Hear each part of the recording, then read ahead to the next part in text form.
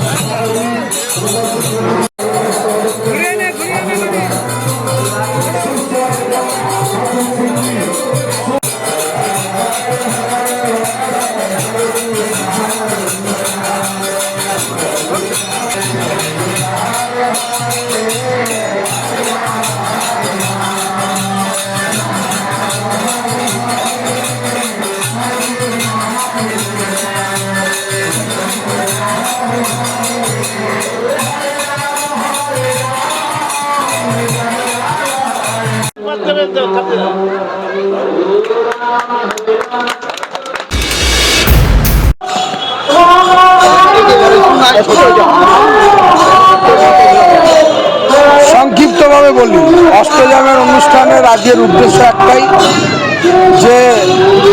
যে পরিস্থিতিতে বাংলার মানুষ তথা নৈহাটির মানুষ যে পরিস্থিতিতে 15 বছর জীবন কাটিয়েছে তার আজকে শুদ্ধিকরণ হলো। এই যে 15 বছরের যে তৃণমূল সরকারের নামে যে ভূত রাজত্ব করছিল, সেই ভূতকে তাড়ানোর জন্য স্বয়ং বজরংবলীর অনুষ্ঠান মানে পূজা অর্চনা আজকে করা। আর কতগুলো ভূত ধরা পড়বে? এক এক করে সবাই ধরা পড়বে। আমাদের পূর্ণ আস্থা, আমাদের পূর্ণ বিশ্বাস মাননীয় মুখ্যমন্ত্রীর প্রতি আছে। এক এক করে সবাই ধরা পড়বে, কেউ বাদ যাবে না।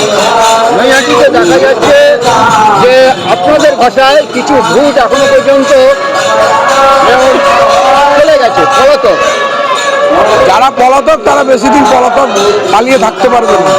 আমাদের পূর্ণ আশ্বাস আমাদের মন্ত্রী মাননীয় মন্ত্রী শ্রী অর্জুন সিং মহাশয়ের প্রতি আছে, এবং আমাদের যে বিধায়ক মাননীয় শ্রী সুমিত্র চ্যাটার্জির প্রতি আমাদের পূর্ণ আশ্বাস রয়েছে যে যারা পালিয়ে বেড়াচ্ছে তারা খুব শীঘ্রই শ্রীঘরে ঢুকবে।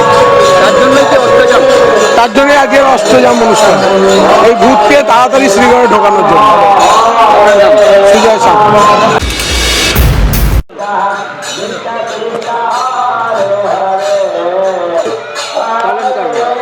আমাদের গৌরীপুরে খুব অত্যাচার হয়েছে, খুব জুলম হয়েছে, আর এদের তাণ্ডব যা হয়েছে ওটাই কম করতে করতে এটা অষ্টযাম, হ্যাঁ ওই